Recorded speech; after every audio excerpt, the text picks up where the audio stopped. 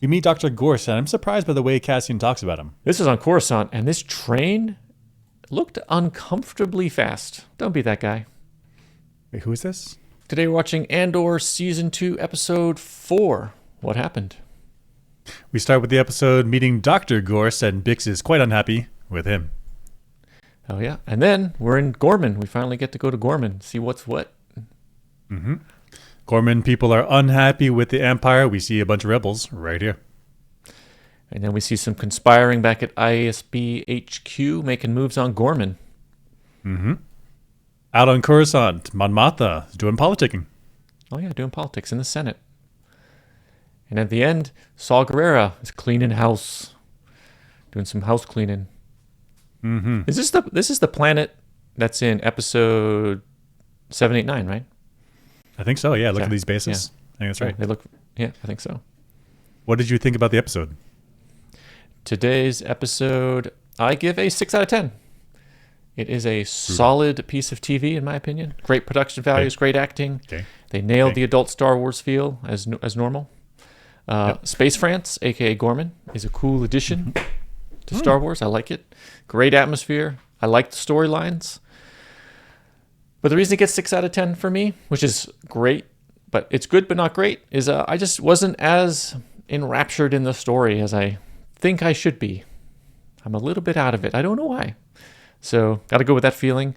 I also think the big storyline is important, but I'm not feeling it as part of this, the importance of, the Andor story arc. And this episode felt like some setup for big events. So not like big events are happening, but it felt like setup. So for me, solid TV, 6 out of 10. What'd you think? I give this a 9 out of 10. This is one of the highest scores I've ever given. So for me, the music was evocative. Music really, really pulls feelings out of you. And so I think that was very nicely done in this episode. Additionally, the directing and editing, these are also very important parts of making television to make things line up and feel right. The vibe was there for me. Additionally, set and setting was on point. So for us to feel that we were on a French planet, we felt it very quickly. Like very quickly, there are pigeons at a cafe, and I was like, is this France? Incredible. Like incredible storytelling. Additionally, the Imperial ISB politicking, that stuff's thrilling to me. To me, I'm in it. Like when I see Partagaz and Dedra and then the other ISB listeners, they're like playing games with each other and jockeying, and their positions are uncertain, but they want to climb, but they also have to defend themselves against other people. Super cool. I like that storyline a lot. And then it extends out to Cyril, who's not an ISB officer. He's like a dude with this moral righteousness, and he's doing his own undercover sneaky stuff, doing what's right, even though you have to go through it through a shadowy way. Cyril's storyline is badass. And not only is what he's doing, like it's dangerous and high risk, but to see where he started in season 1 as being like this like dweeby, like here are the rules and I'm going to follow the rules, and then now he's doing this secret agent stuff, like very cool storyline for Cyril. The cons in this episode is that the U.S. politics is a little bit heavy, a little heavy. I hope it ages well. But on the other hand, in season 2, episode 1 of Andor, they set it up. So the show was set up for this what would eventually become current politics. It was set up as doing this subversive, setting up rebels inside a Ghorman, and then see what happens in the fallout. And so, even though it felt like I felt the mirror to society a little bit too strongly, it's very believable for why that would happen in this world. So a bit of a con, but also, hey, like it feels right. So overall, excellent episode of Andor. It's the adult Star Wars, and it's the adult Star Wars because the good guys do bad things, and the bad guys do good things from their perspective. Like it makes sense. They're not just straight up evil. I see why they're doing their thing, even though it's the Imperial side, but they're people too. They're people too doing what they think is right. So overall, that nuance, that balance there, adult Star Wars, very cool. We meet Dr. Gorst, and I'm surprised by the way Cassian talks about him. To ask his name. Family will never know what happened. Oh, I forgot to ask his name. Might be a bit late now. Everyone has their own rebellion. Right, clearly evil. Right. Bix is unhappy. Okay. She's traumatized. Same thing again. Dr. Gorst.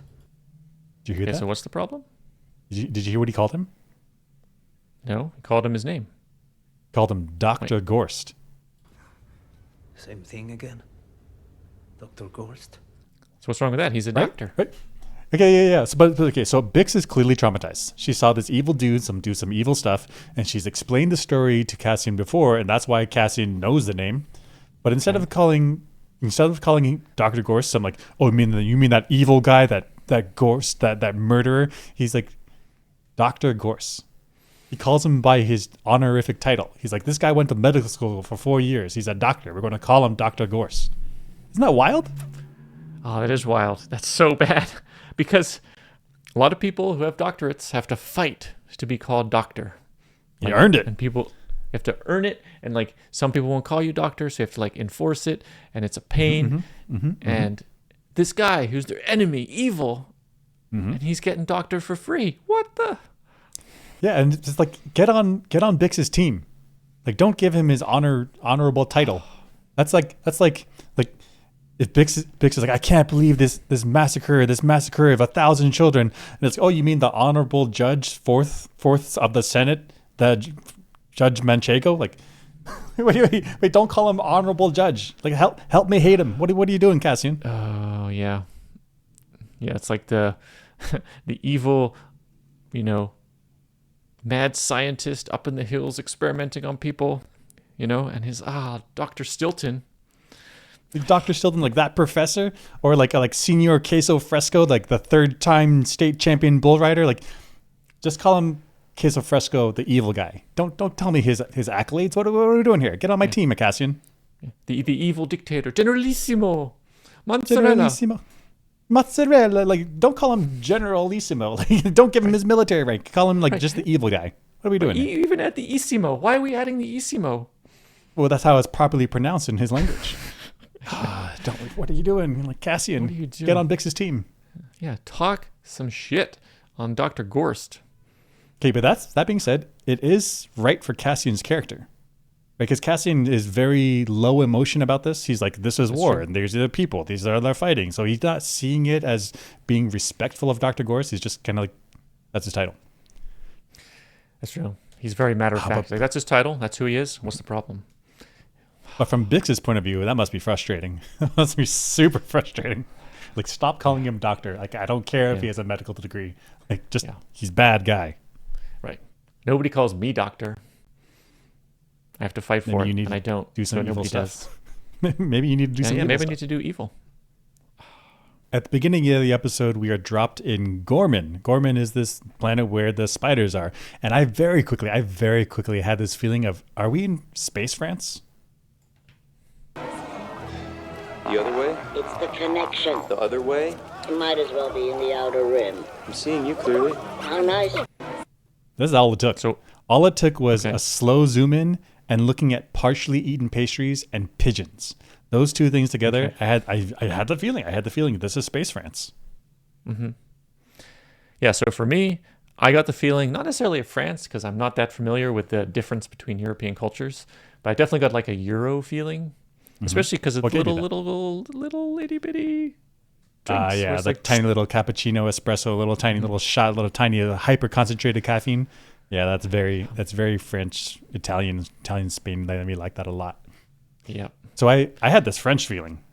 And then later on in the episode, when we actually see the Ghormans and hear the Ghormans, I had this feeling like that sounds real French. That real like the back of the throat sounds like it ducks like this. I had that feeling. I don't speak French, so I don't know if it was French. Can we look up the Ghorman language if it was French inspired? Ghorman language. Here we go. And I think let's go to the Reddit. Yeah, perfect. Here we go. Is the language they speak on Ghorman based on a real language, or is it just a real but not so well-known language altogether? Thanks. Okay, let's find out. It's a made-up language based on French phonetics, according to Brack666. Brack666. Very nice. Thank you. So cool that that just from seeing pigeons and pastries, I already had this feeling of like, this is a French-based planet. And then later on when we hear the language, it sounds French, kinda. I can't tell if it is, but I guess people are saying solid. But can we look at that? Go back to that Reddit post. Yep. And look at the guy's solid baguette. The OP sounds French, but not really. His name's Solid Baguette. That's awesome. Yeah, I definitely got some like French vibes, but I was like listening for French words and I never got one. I just heard like the French sounds. It's kind of cool. But it also feels right for like the resistance. You get these like partisans, which is the Ghorman people. Super cool. Totally. Super cool scene and setting. Quick setup. All I needed was some pigeons, some pastries. I guess can we look at the video? Yep. What really would have sealed the deal here is if it was like there were cigarette butts and crime.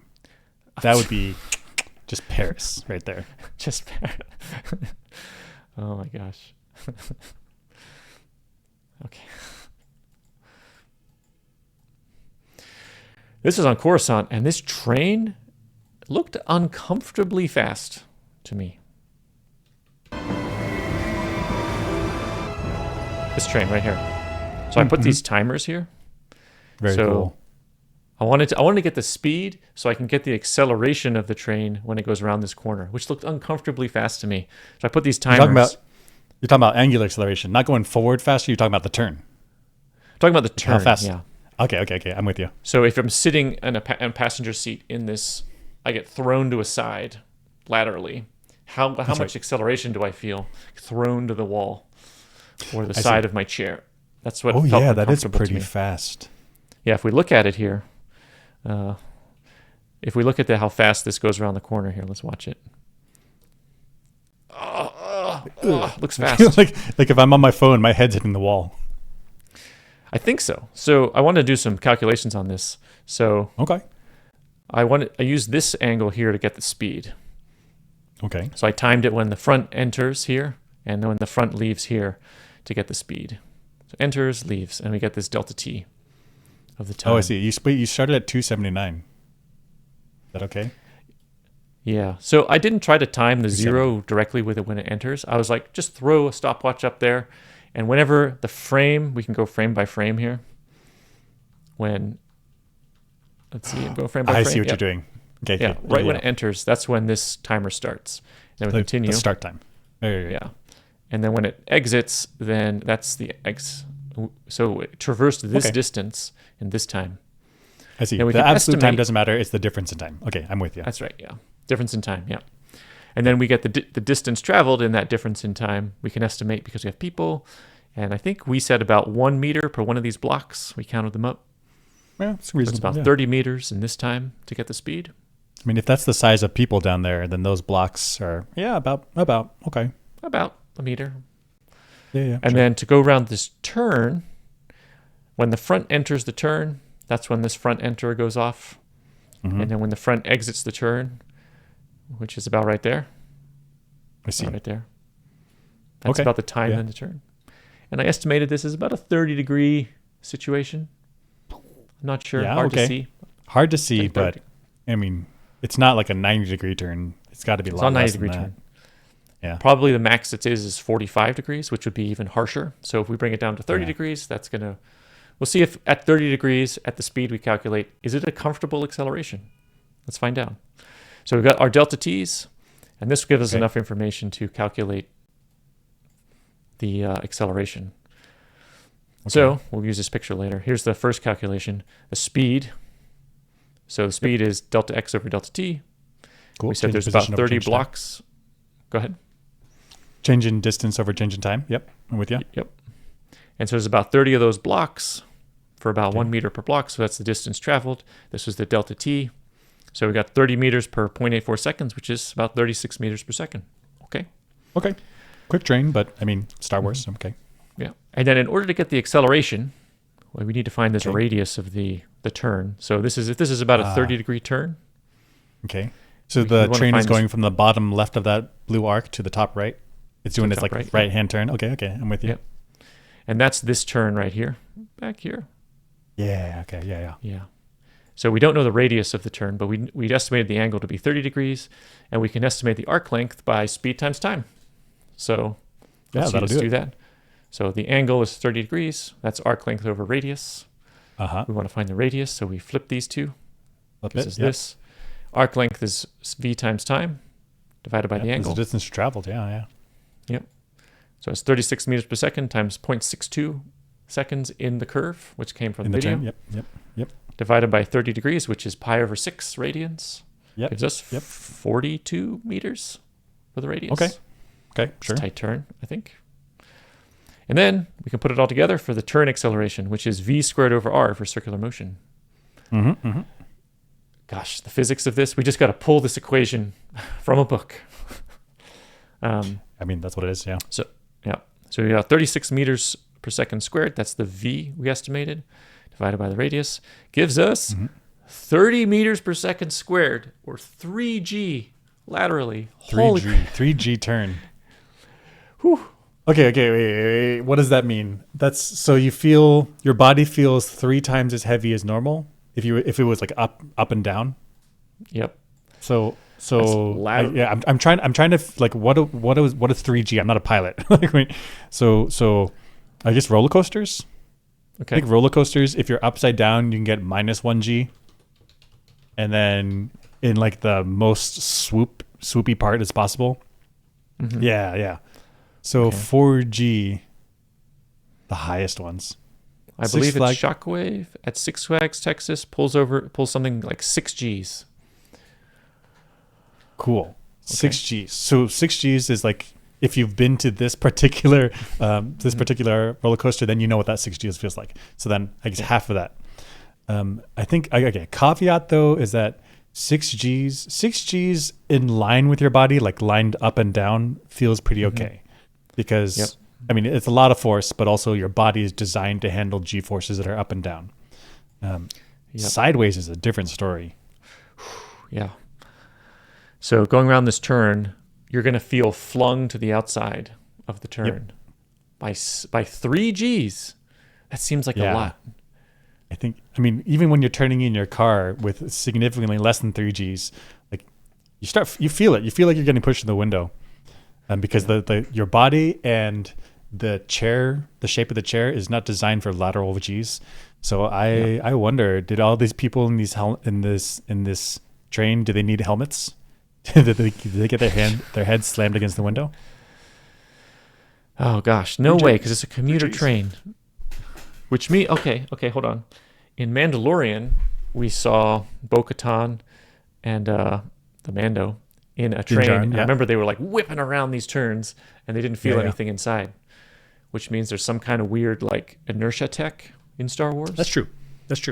Yeah, because otherwise every time they jumped at light speed, everyone should be smeared against the wall, like just splashed, like gushy, gross. Right. So maybe internal to this train, once the doors close, the some type inertia of force tech field, turns on. something. Yeah. And they fly around curves and accelerate at deadly speeds because it doesn't matter anymore. Okay. Cool way to make Coruscant compact. Otherwise, these trains would have to have these big, sweeping, gentle turns. Like Coruscant's tight. I'm also glad that my intuition about this being like, uncomfortably fast was kind of right. Kind of happy about 3 that. Gs. 3 Gs. Like imagine jumping up and down and like you can shock absorb with your legs, but imagine jumping up and down, but then landing in a side plank. Like your body's not made for that. Can't do that. Yeah, no way. This is in Ghorman. And so in Ghorman, we see this this support truck, this cargo truck, and it's floating above the road. My question to you, is what's going on with the road?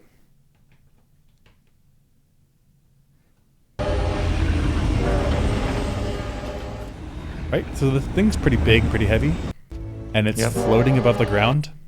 Yep, super cool. Super cool, by the way, floating cars. I hope we get flying cars.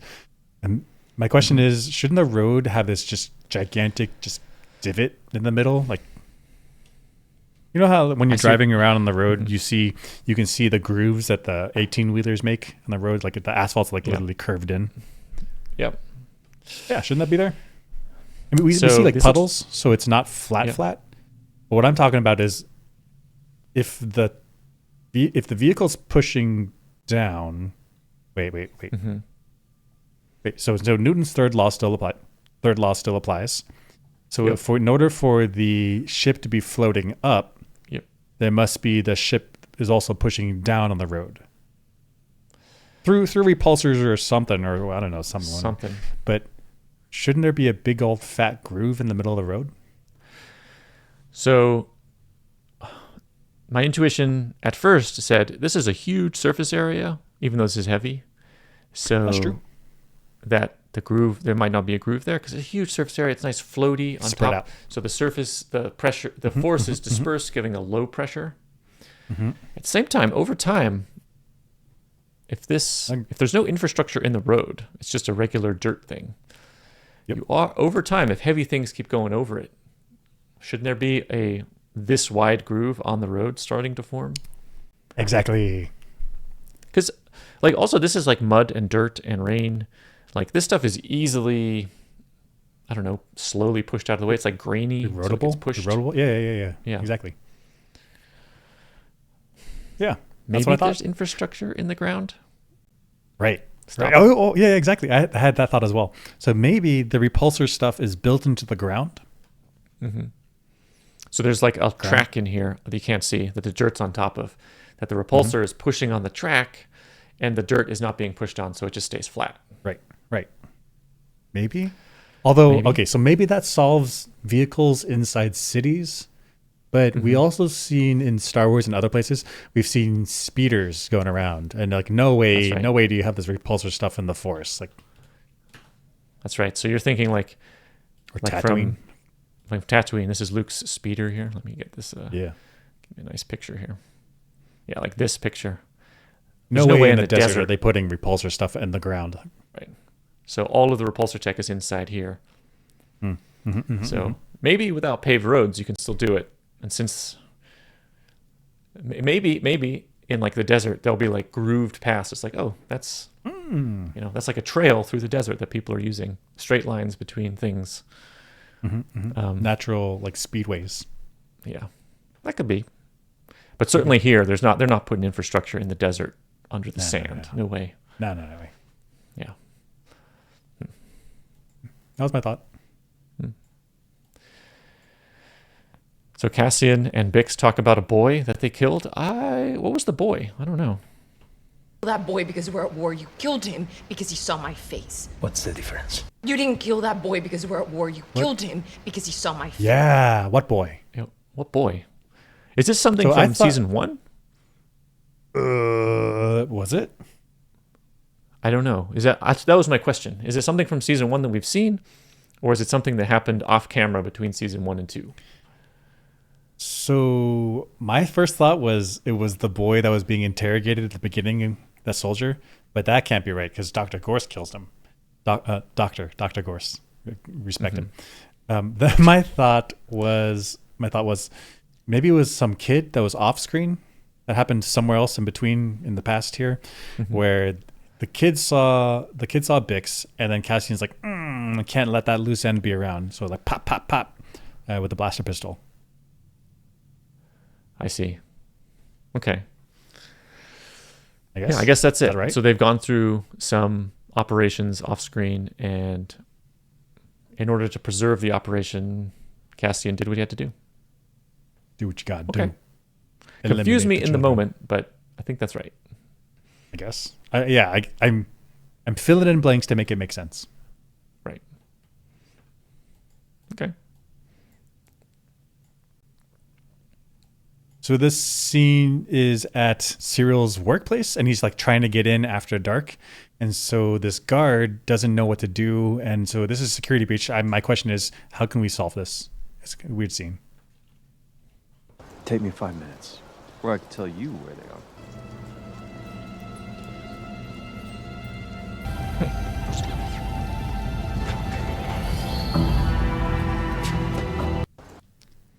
So my question is, Guess what what's- is the right move for the security guard?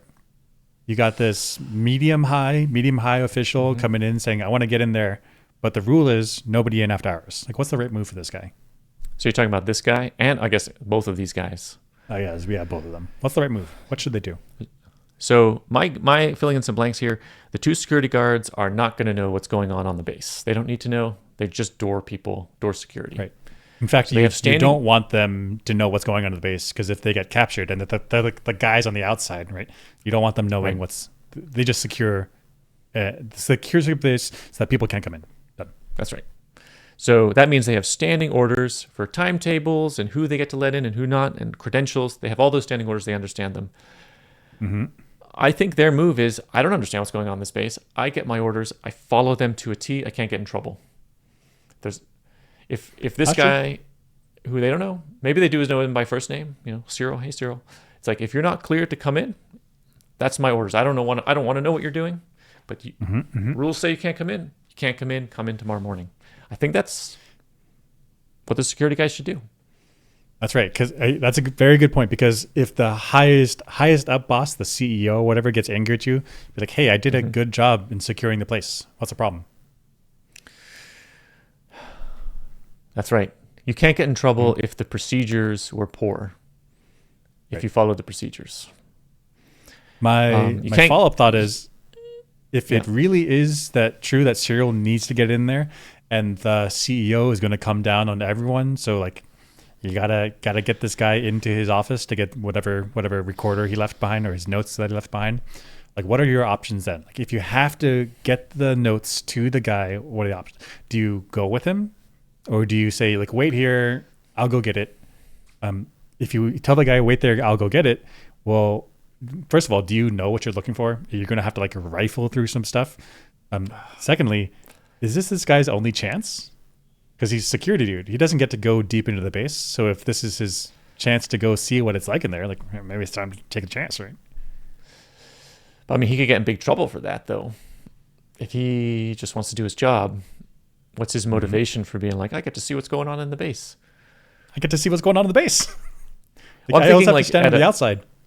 On a modern military base in the real world, if the security guy at the front gate was I want to see what's going on in the secret hangar. I have an opportunity. He'd be like, absolutely not. I don't want to go to jail. Right.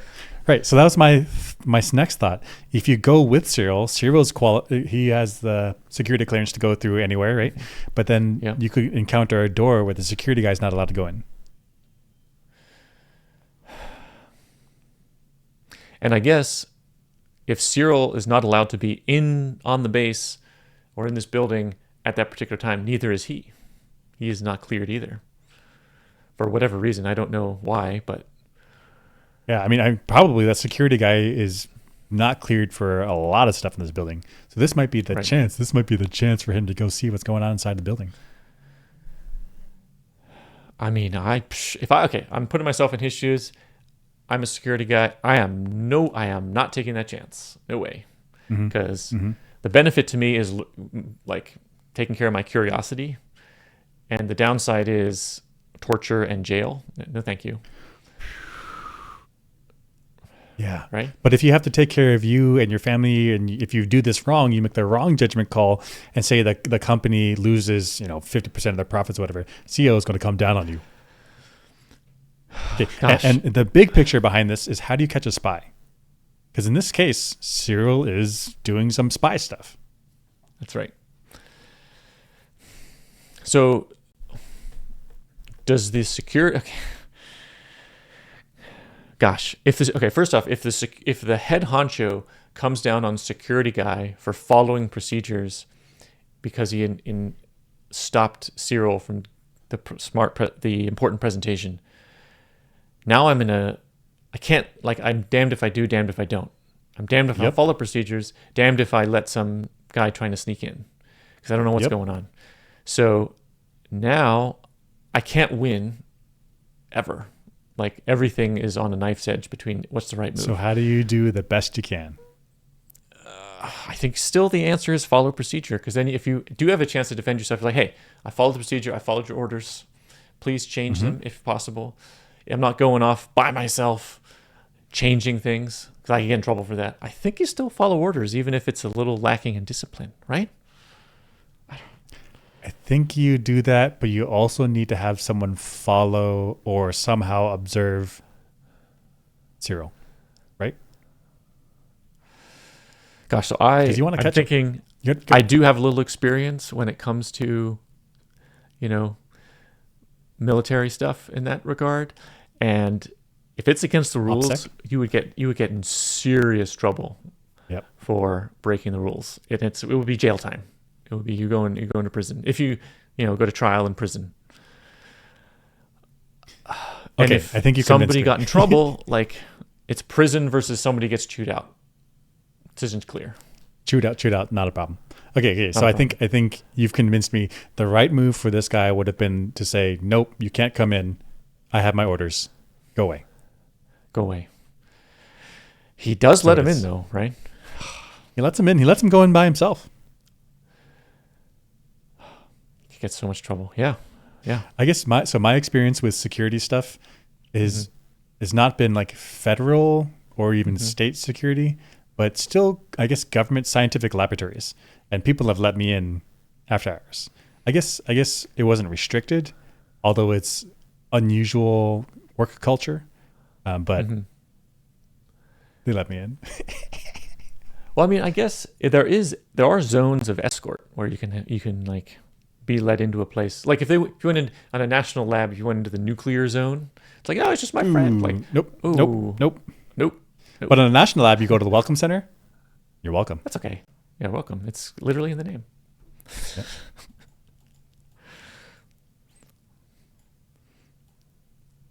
This is the ISB office. And so my question is first of all, super cool building. Like I like the design. It's very intimidating. However, now that we've seen it from high up and above, I wonder about the location because the neighboring buildings can see inside. Isn't that a security risk? Can they see inside? There's no windows here. Yeah. Right? Or they can like look in through the hole in the middle. Like what we're doing right now. I mean, we're looking we're looking in through the hole in the middle. Ah, gosh. Isn't that a security It is a risk? bad Like you can see location. people going to lunch, and you're like, yeah, I know at 12:59 every day this guy goes to lunch because I can see him going to lunch. Gosh, that's a good point. If that's like the guy who monitors this particular zone, and I know he's at lunch, if I wanted to do something nefarious in a particular zone, I see him at lunch. Maybe I can during like a shift change or something, I can sneak in, sneak out, and nobody notices. Right. And so my thought was, shouldn't the ISB building either be on the tippy top, like the highest up, so that nobody can see, or maybe underground or something? Not glamorous, but also super secure. Yeah, I guess you have this building right here. It's got no windows. Yep. And just put this infrastructure inside the building. Oh yeah. It doesn't need to be underground. It just needs to be not visible from the outside.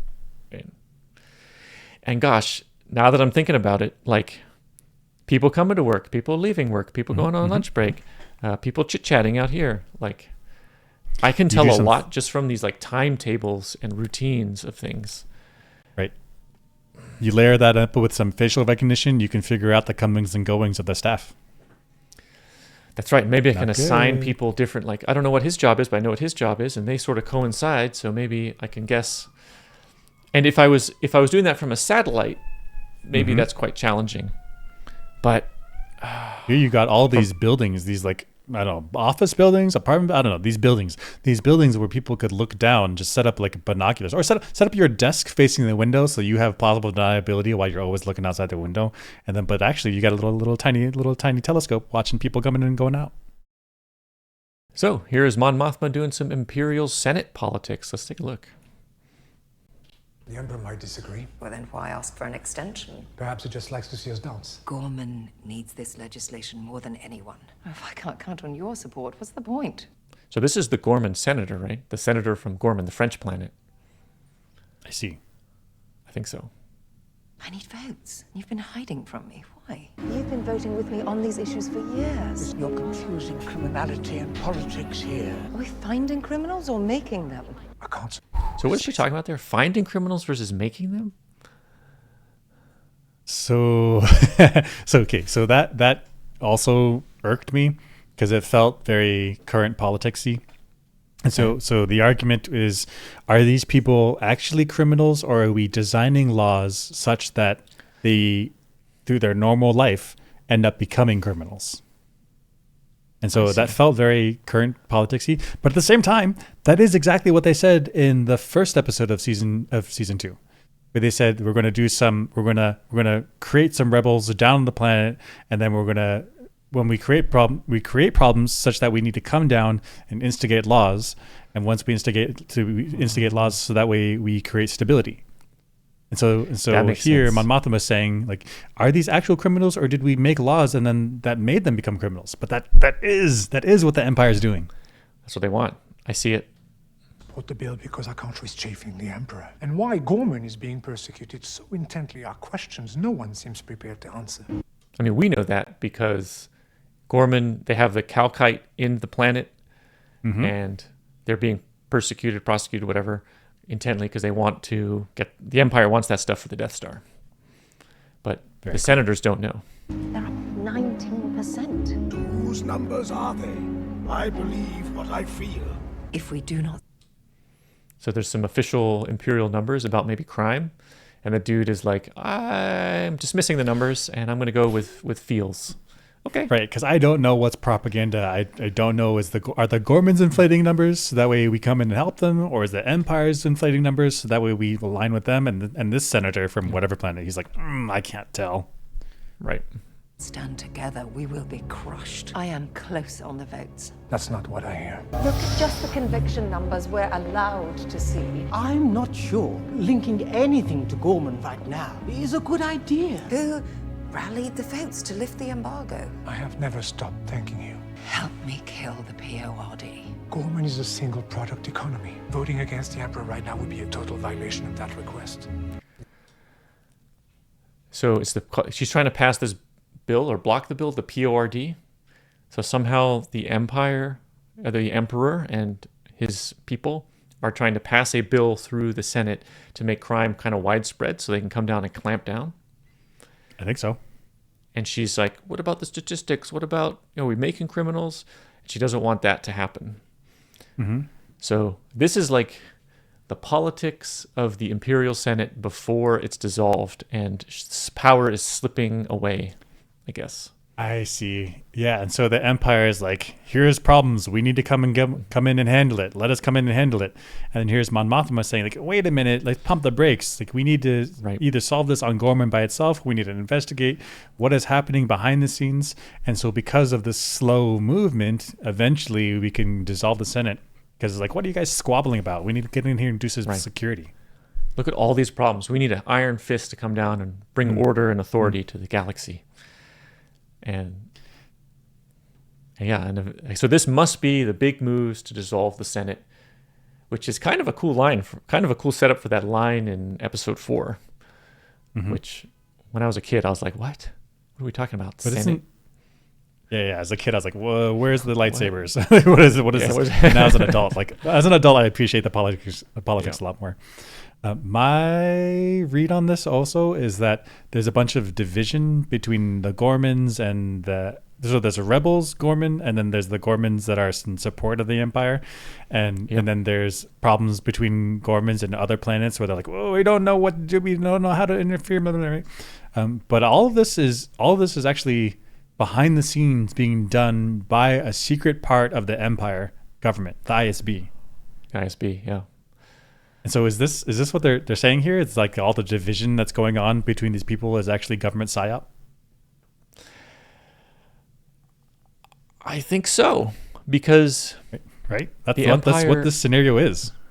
Right. So the Empire is using the ISB as doing government psyops so they can split people up, so they can eventually dissolve the Senate. Empire, and the Emperor and Darth Vader have full power, absolute power. They don't have it yet. So the government is using psyops, and people don't even know that the psyops are happening to create the fractures in society and the galaxy. That's devious. So stop hating each other. Turn on the government. That's the message. Thank you, Andor. Yep. Thank you, Andor. Yeah. Turn on the government. This is at the Rebel group on Ghorman. They reference Grand Moff Tarkin doing a massacre. That's kind of cool. Kind of cool. Grand Moff Tarkin killed 500 peaceful, unarmed Ghormans in the middle of that plaza. So Grand Moff Tarkin, who Okay. Grand Moff Tarkin. Hold on a second. Yep. Tarkin. No, not Tarlom. The one below. Yep. Yep. Here we go. Yep. This guy from Yep. the original. Mm-hmm. This is Grand Moff Tarkin. Maybe he made his name for himself by doing this massacre on Ghorman, and the Emperor was like, "This is my guy. My guy. He gets it done. Gets it done." And he's willing to do kind of enforcing absolute power through massacres and other things. Mm-hmm. So this is our guy. This is the psycho we need in the I mean, on the civilian scale of the military galaxy, infrastructure. 500 is nothing, right? It's nothing. Yeah. Get it done. Get it done. Gosh. That and like the contrast with Moff Tarkin doing what he needs to do for the Empire and Luthen doing what he needs to do for the rebellion. And sometimes if you want to win for the good cause, you got to do some dirty things. Do something nasty. My question about this scene was, what was the consequences of Moff Grand? I don't know if he was Grand at that time, but just Right. Moff Tarkin. What was the consequences of Tarkin killing 500 people on Ghorman? Like, where does this line up in the timeline? Like, do they fight back, or do they? What was the resolution of that? Gosh, that's a good question, because Ghorman is considered one of these like powerful societies that has a lot of pull in the Empire, and that's why the Emperor can't just come down hard on them right away. Mm-hmm, And yet here they've created, the Empire came down with a massacre. What did the Yep. Ghormans do? They just let it slide? Maybe they threatened an economic embargo? As far as I could tell, as what I gathered was they folded. They folded and they said, "We will submit to your imperial rule, but please don't build any buildings that cast shadow on our war memorial." That's true. I think that's all. That's all I got. That's all they did.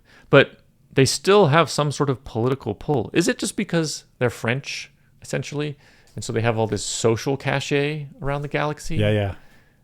And so it sort Maybe of they're represents like if they go physically down, centered in Europe. Yeah. like they have no power other than like financial, right? It's like they have a product that makes a lot of money, and so then people follow them.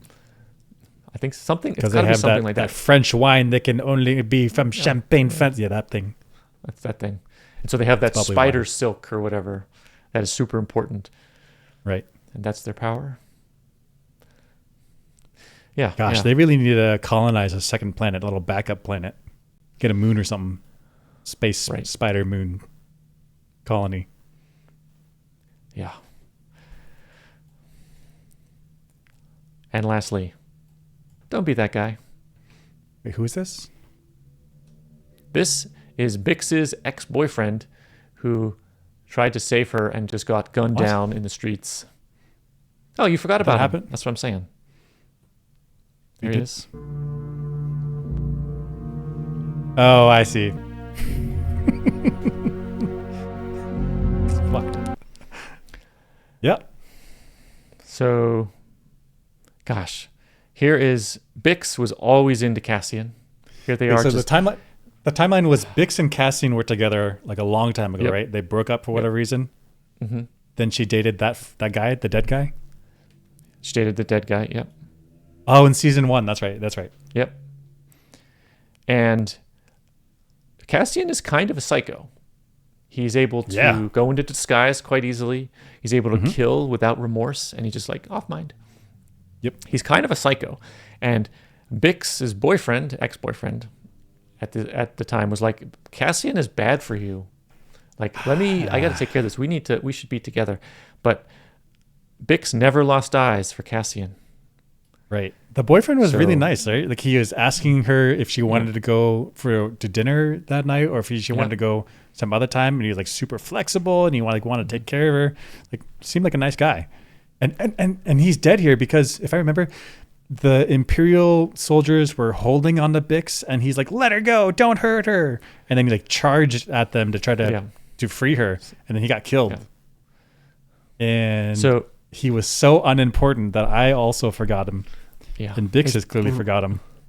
So I got mad at Bix because she's like, I'm so important, like all my feelings are so important. But you had a guy literally make the ultimate sacrifice for you, and you've completely forgotten him. So my advice is, don't be this guy.